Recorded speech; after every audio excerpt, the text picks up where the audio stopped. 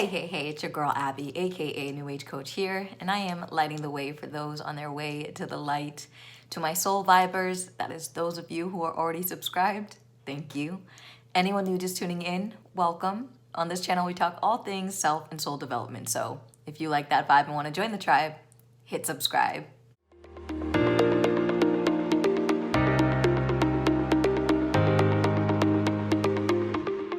Thank you for joining today's Coaching New Age Coach.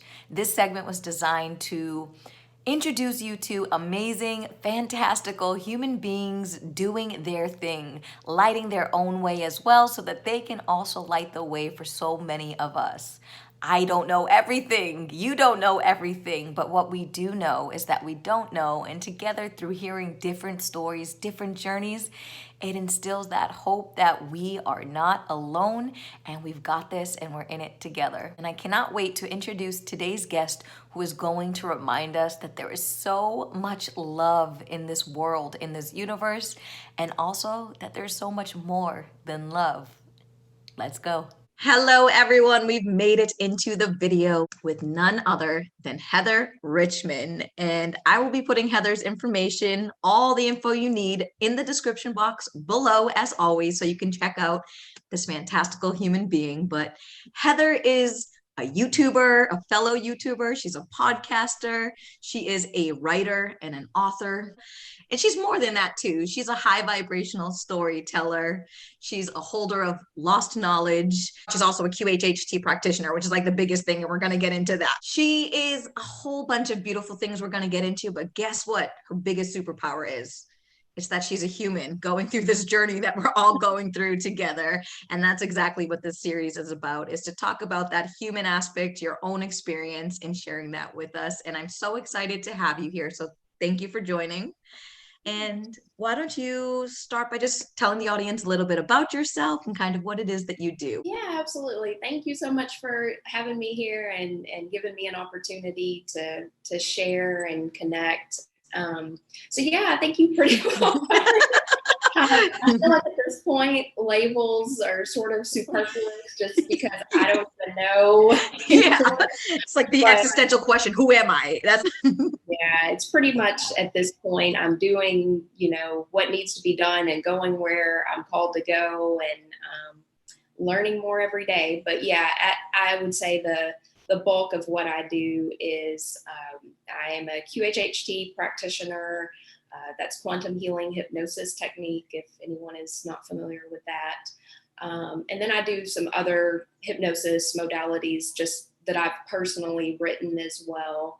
And then the other big, couple things, I do a lot of writing and teaching in that way. So, and on YouTube as well. And it's beautiful writing and beautiful teachings. And thank you for that. And Heather's brand is More Than Love and Be More Than Love. So could you talk a little bit about the significance of that brand name, kind of how you landed on that and what that signifies to you? Sure. Yeah. So that's kind of an interesting story. I was married to a man, a beautiful, wonderful human being for 10 years. And his favorite poem was Annabel Lee by Edgar Allan Poe.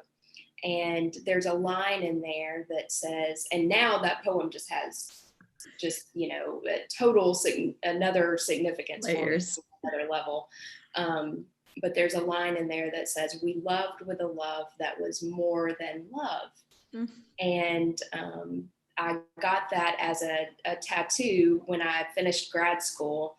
And so when I went to name my company, that spoke to me. And to be honest, I'm still figuring out what the significance of more than love, really means and how to define that. But yeah, it has a special place in my heart for sure. That's so beautiful. And I think when we go back to More Than Love, like you just hit the nail on the head, and also how you kind of open this up where you're still trying to figure it out, this human aspect, is that we're all pretty much students, right, in this life, on this journey. And I don't think that part ever ends. And kind of tying that into your journey, through all the work you do, you're also not just a student, you're a teacher through your coaching, through your hypnosis, through your writing, you're teaching people as well. And you've also had a career in teaching. So could you tell us a little bit about your trajectory and kind of how you went from kind of corporate America, if you will, or teaching world and education, if you will, and how that's kind of translated into your journey and the ways you're teaching now? Yeah, absolutely. I know now that I know exactly why I was a teacher in this incarnation. I taught for 11 years and I loved it. My students were just my whole world for many years. And so I missed that aspect of it for sure. I don't miss the bureaucracy. Real world No, rules, yeah. yeah. But now, as I've come along, I've progressed along this journey, I'm seeing ways that my teaching can speak to a wide variety of people, which is helpful, obviously. And so, yeah, definitely that was planned out for sure. And it really is kind of my greatest passion because these things that I've learned, I feel this deep need to share with others. And, right now, the only way I know to really go about that is through channels like YouTube or Facebook Or writing, because your blogs and just your work and even your book, let's pivot to writing. Like, one part of your whole story is you didn't really know that this was going to blossom. You really just started writing in your own journal and really trying to process your own feelings, which led to kind of having a novel's worth of information for you to digest through your journey. So do you want to talk a little bit about like how writing has played such a significant role in kind of what you're doing today, and also maybe talk a little bit about your book and what that's about? Sure. Yeah. Now, writing for me really is true communication with spirit, or what I refer to as my other half, the greater consciousness or higher self. And so, with things rapidly changing, that really is just one thing that continues to be a true pleasure and a true outlet for me to, do my writing like that. And so my undergrad degree was in journalism. I never went into the field, but I always had this passion for, learning about other people's stories and telling their stories. And now I've come to realize that was, me seeking the ability to tell my own story. And so, as I started, as Really I great. started this awakening, and I think I mentioned to you previously, before this, that when I moved to Houston about a year and a half ago, I literally did not even know the term spiritual awakening. I had to look that up. And now I look back at that writing that I was doing, and it truly just like chronicles, like, explained it. Yeah, it chronicles this journey that I was experiencing. And now I look back at it and it's like I left clues for myself. Oh, It's like a time machine kind of. And so, so those stories were what produced my book that I have. It's called The Stars Lie Below Us. And that title, for the longest, I didn't even know why I called it that. Like, it just came to me. And now I understand, there's the above and below. And so I guess at that point I was starting to write from the perspective of the above, the higher consciousness. So yeah, it's been interesting. I'm currently about to start working on compiling the rest of my writing that I've done into a second book. And this is more, it's less, personal, but it's more like lesson. It's more of my teaching, I guess. And so I'm excited about that. You can feel this rumbling of excitement even in you, and this like unfolding of your journey, and you really stepping into that voice, which I know has been huge for you. Like you said, like Heather has a segment on her channel called Voices and Ascension, and I love how you tied in your yearning to hear so many other voices and other people's stories, because everyone, part of your work is showing that projection, right? When we look to others for that, it's really what is that that's missing in us, and how your channel and your writing has really allowed you to step into that. And even how beautiful and symbolic writing is, right, on a spiritual journey. Like the whole idea is writing your own story, right? Creating your own story in this life. And you get to write those chapters as we go along here. And just the symbolism in writing in terms of taking something like intangible up here and in the ethers, and really grounding that into this 3D physical reality. So like we can actually see our thoughts on a piece of paper, on a physical piece of paper. That's kind of in essence spirituality in just a different sense of the word. So it's also beautiful the way that kind of all fits together. And it's a good segue to ask you, you know, that's kind of how I look at spirituality when I'm thinking about it. But what does spirituality mean to you? I know you mentioned you really didn't know what spiritual awakening was, but what have you really come to understand as a spiritual awakening, or this journey of spirituality? I've come to understand, if anybody is familiar with my channel at all, I work with a lot of Neville Goddard's teachings.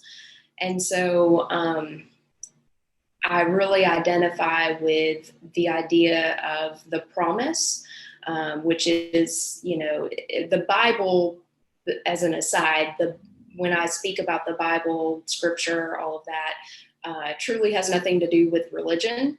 The Bible, as we have, you know, as humans have convoluted it, the Bible truly is like a blueprint for awakening and for our journey. And so our greater self made the decision to descend into consciousness, spirit into matter. And there was an appointed time for each of us. And I talk about all the time about how ascension is individual. We do, you know, connect with others who are on the same trajectory, but really it's one by one. Absolutely. And so there is an appointed time. I've come to understand that this, you know, it's like a bomb that's supposed to go off. You know, we prepared the way for ourselves, truly.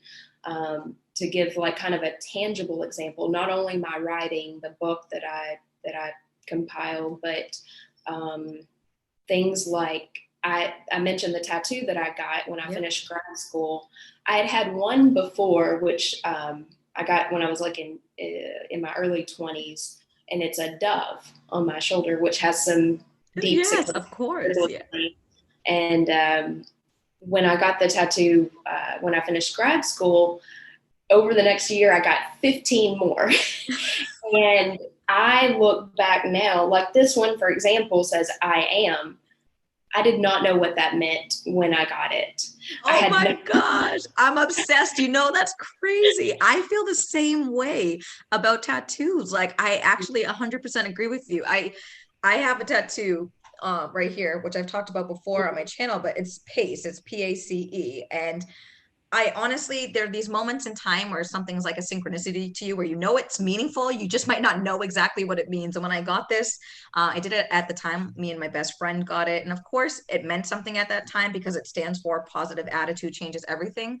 But this was before I kind of stepped into this journey about just shifting my entire consciousness, my entire mindset, my entire belief system. And now it's like a tattoo that I'm just so proud of because it embodies everything that I stand for. Yeah. Star on my foot. I got that as we drove to Baltimore, me and a couple girlfriends. Literally was like, just let's get a tattoo today. I was like, I don't know anything meaningful. I'm just gonna like choose a star. It's cute. I like it. Put it on my foot. Fast forward, as I'm on this journey, I realized so much symbolism in the star. One, I'm an Aquarius, right? That's the sign of Aquarius in the tarot deck, for example. Just this idea of we're all made of stardust. We're all from the same source. So there's just little hidden gems. And I'm just like, I couldn't have picked a better tattoo if I tried, but your point is the blueprint was there all along. Our soul already knows these things, you know what I mean? So I've just never seen another person who resonated in terms of like tattoos or like physical things that remind you of that later. Yeah. Yeah, it's really cool. And when you think about it, like your greater soul was guiding you to get those specific tattoos for sure. And yeah, as I look back now, like everything that I got has some sort of like special significance to my awakening. At the time, I just thought I was getting cool tats or whatever. Yeah, exactly. But now it you know, it really does. It's so beautiful because it is truly this pure, unadulterated communication with spirit. And I can see how he's always been there. You know, my other Yes. half, I my was gonna greater say consciousness, that's always has been there. that's so And true. So yeah, true. That's what spirituality is in terms, it's just life, really, just like understanding that there's purpose and meaning to everything. We exist for a reason. Like everything is just so calculated in the most beautiful way. And spirituality isn't something like I tend to associate with saying, you know, I was awakened 2 years ago, or I stepped into this awakening journey in this time frame. But that's really when I just became aware of my awareness. Really, it was there all along. So like you said, I can look back at every situation in my life and realize the significance and meaning that got me to where I am. And that journey will just continue. It's not something that we have to aspire to or go chase after. It is us, it's within us, it's how we live. It's just like who we are inherently.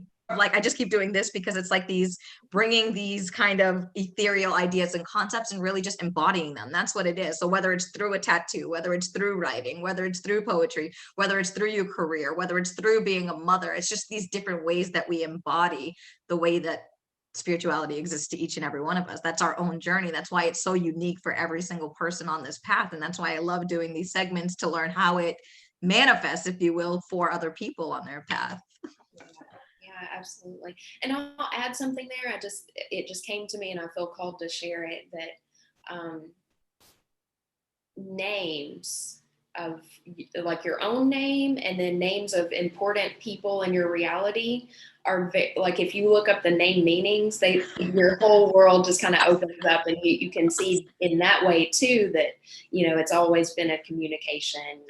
And it's the same thing as in scripture. When we look up these, like, or when we read about these allegories, the names have so much significance. You're a quantum healing hypnosis practitioner, right? A QHHT practitioner. And I think that's funny you say that, because one of my most profound moments in a session, we have a dear friend, Ariana, who is at the Realm of Prosperity YouTube channel, who is the connector of Heather and I. That's how we've met. So thank you, Ariana. As always, I will link Ariana's channel below. She's also a QHHT practitioner.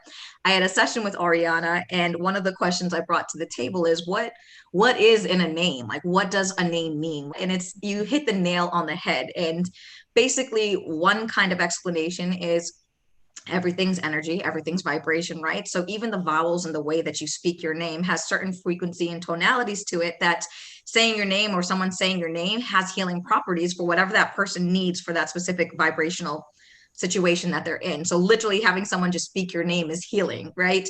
So there's that lens. But specifically for me, I always, actually, this is part of my bio now, and something that I communicate and really help me realize kind of what my purpose is. One of Dolores Cannon's kind of waves of people is this wave where it's just about your presence, right? You're an antenna in a mall, that you're affecting people through your being. And it's pretty anticlimactic because you expect to have all these things, be all these things, do all these things, but it's just your presence, it's your being. And in this session, it was put like, your name is Abby. The word be is in your name. Like, that's the significance of what your purpose is, just being and affecting people through presence. And then also for my name specifically, it's Abbey is a very spiritual place. It's like a kind of a church. It's an actual spiritual place that people go to convene in community and a sacred space. So I think it's very much funny that just in this lifetime, as I'm choosing to awaken, you start noticing all these little synchronicities, very down to the essence of like, your name is a very big identifier of who you are. That's your half of your identity in this human brain is your name. So what did you learn about your name just in that whole situation? That's a good question. And I was afraid you were going to ask that, because that's I mean, it's Irish, and it relates to, these like flowers. And it's also like a color, like a, lavender gray sort of color. But to be honest, that's still something I'm figuring out. There are so many people in my reality. Like every time I meet somebody that I feel like is going to be important, I've looked up your name. you know, People would be super creeped out by my Google search history. I love it. I'm here for it.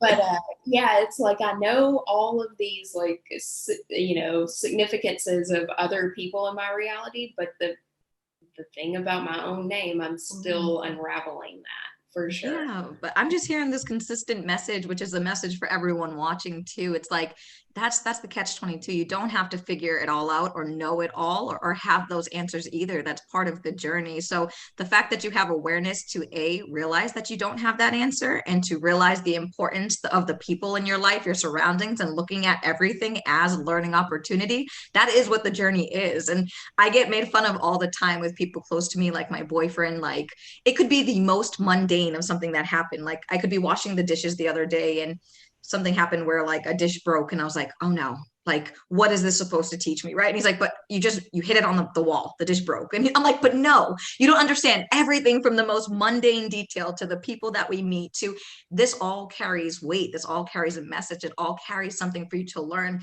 You don't, it's you're never going to be this all-knowing purpose, or else the journey's ended, right? There's no journey to continue on this path. So it's okay to not know. That's exploration. Spirituality is just self-exploration on a continuous moment by moment basis. And then your understanding and awareness that you have a level of power, for lack of a better word, to then create and shape shift and really keep directing it in that way. And you'll keep getting those synchronicities and messages and little carrots along the way, like the people that you're meeting, even down to their names.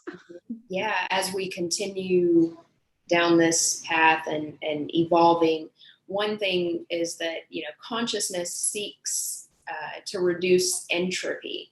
And so what you said there is key. There really is nothing that happens that's random. Yeah. And you'll start to see, and I'm sure you know what I'm talking about, you'll start to see that like almost never do random things happen or entropy based events, because you understand that you're the operant power. And then also anything that happens, like the dish breaking or whatever, you do understand that that's a greater message from your source. And it can, like I had a leaky faucet that I've been battling back and forth with for a while. And I finally just accepted that the lesson was twofold. It was one about deciding what to give my awareness and my feeling to. Mm-hmm. And then also, we're put in situations like that sometimes to connect with other people, because like you mentioned earlier, we're a signal to others, even if it doesn't seem like it. So yes, absolutely. There is communication all the time happening, between you and your source. It's really cool. That's so beautiful. A question that came up in terms of it's being a healer, being a QHHT practitioner, being on this path. How do you translate the work that you do, especially for other people, back and channel that into yourself? Yeah. So as things have continued to progress, I don't identify myself as necessarily a healer. I really do take the stance that there is no intermediary needed between you and God. And I love that you just said that. Yes. And so even kind of puts me in like a sort of a limbo space between like, what am I doing with hypnosis and all of that. Mm-hmm. And so I really try to make it clear to anyone I work with, whether via hypnosis or shadow work or whatever, that I'm just a source of remembrance. I'm here to help remind you of the knowledge that you have, because I do think, even though it's an inward process and we have to rely on self, but also that's how we kind of figure things out, is through speaking In with our brothers and relationship. sisters, you know. Yeah. There is no separation. When you are helping yourself, you're helping others. When you're helping others, you're helping yourself, truly. That's like one of the biggest lessons in the world on this path. That is so beautiful. Why don't you talk a little bit about your other practices, shadow work, around light work, healing, just kind of some of the services you offer, and how you use them and how that speaks to you. Okay, sure. Yeah, and I'm like the world's worst marketer because I truly just do believe, I know from experience and faith that whoever needs to find me will come to me. I don't have to go looking for anything. But to answer your question, yeah, I do. As you mentioned, quantum healing hypnosis technique. And other hypnosis modalities. So essentially, we look at past lives, which of course, you know, we know that those are not necessarily, time gets tricky. What's that? What's time?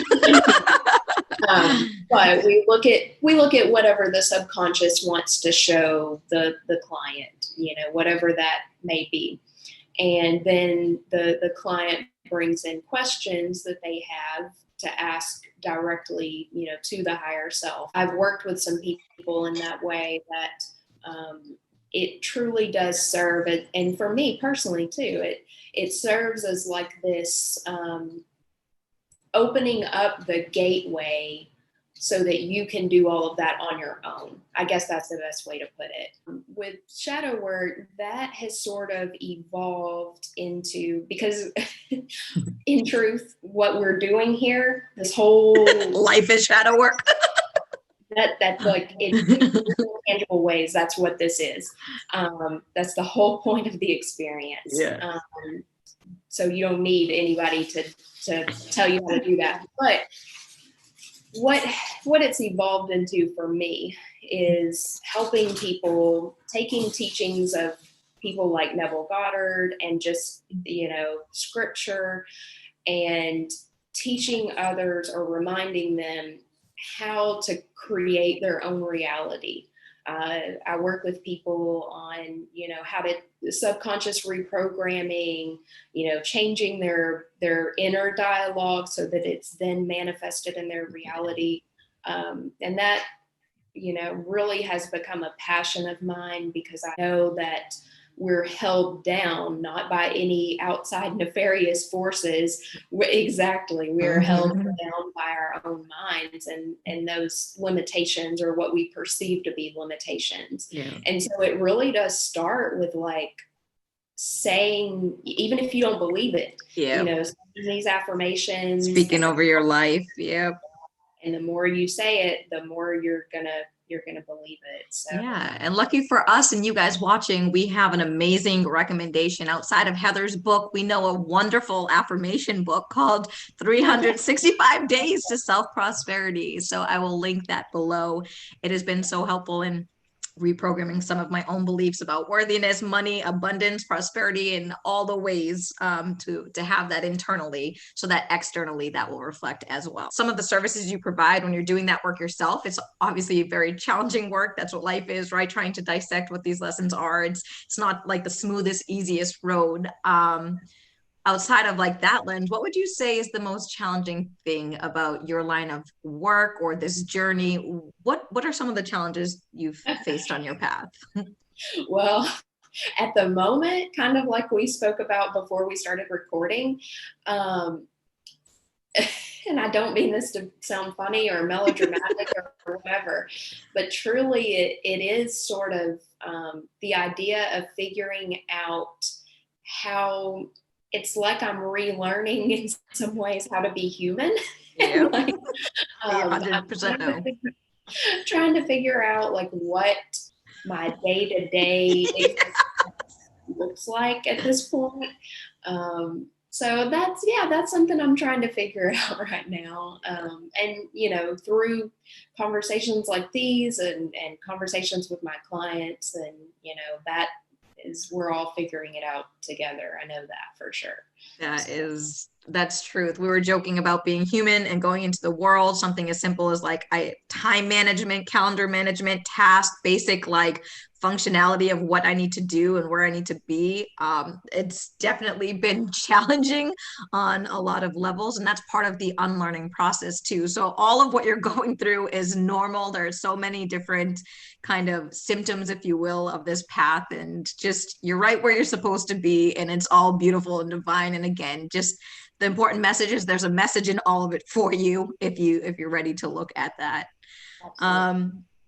What advice, speaking of that, like, so that was a piece of advice I just gave in terms of like, no matter where you're at, whether it seems like humaning is hard, which it can be, or you can't basically function day to day, what advice would you give to anyone watching that who is kind of going through some of these challenges of maybe disconnecting from family and friends, or really just feeling a little bit like they're kind of losing their morals, or very ungrounded, or even physical symptoms, right, that manifest on our bodies, like rashes, like I have, right? What would you say to anyone watching this video in terms of some things they might be going through? Yeah, here recently on my Patreon, I've written quite a bit about,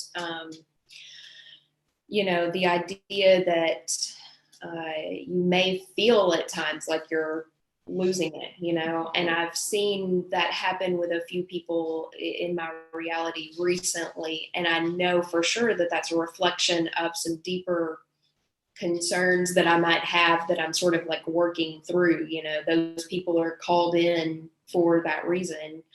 And so I think it truly does come down to just having faith and like I wrote in something yesterday, believing the unbelievable. Oof. Um, because there are going to be so many things that happen that feel like these big like tests. Mm. And know that nobody outside of you planned these tests. It's all for you and your growth and expansion. Mm. And it feels really difficult sometimes. But honestly, just have faith. I think one thing that's key in holding faith, when we begin to the process of manifesting what we want, what we truly desire, and creating our own reality, I see oftentimes that people will kind of give up when they don't see it happen right away.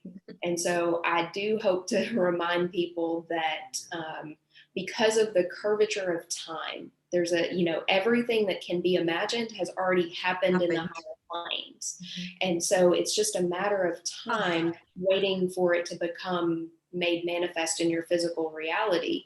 And so that time delay is where faith comes in, and you just have to know. that one just got me. That one got me. It's like such a topic that's so recent right now. Actually, um, Ariana, who I've talked about in this video, right? We just had a conversation which ties into what you're saying, and it's around, is it faith or patience, right? Oftentimes we mistake the two, where we think we have to be patient and wait for all these things, and we're like, when is it going to be our turn? And like, I'm waiting and waiting and waiting, and it's that idea of being like impatient or patience. But the real question to yourself is, do you have faith, not patience? Because if you have the faith, like you just said, and you understand that there's this kind of warp of time and this illusion of time, you would already understand through that faith that whatever you want and desire is already yours in this plane. So it's kind of this idea of just kind of changing your perspective on patience and faith. And I think you just explained it so beautifully. Let's do a shameless self plug. Like I said, I'm terrible at self plug.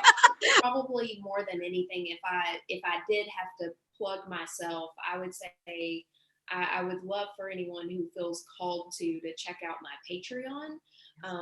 And I make almost all of my posts publicly accessible anyway. But I just enjoy the platform of Patreon more than anything else, any other social media. And so check that out. I have just a ton of writing that I've done that's, talks about things similar to what I just spoke about. And so if it calls to you, there's a reason why. And so I would definitely love for anyone interested to check that out for sure. Absolutely. Thank you so much. And just some final words of wisdom. parting message for those watching, anything that you feel called and coming to your heart right now, just as some goodbye words. Yeah, I think I'll just kind of reiterate what I said earlier. Believe the unbelievable. It's gonna happen. If you want it, it wants you. Oh, done. Drop the mic there. End scene. Cut. If you want it, it wants you. That is just friggin' amazing. Heather, thank you so much for your time, for your wisdom, for just being yourself, for being on this journey, which is self-healing, but even just talking to you, I already feel so much better and lighter as well. So you've done such amazing things for me. Anyone who's watching, you just, I think this is the way to do it on screen. Go check out this fantastical human. Again, all links below. And Heather, thank you so much. I really appreciate your time. Absolutely. Thank you. Time.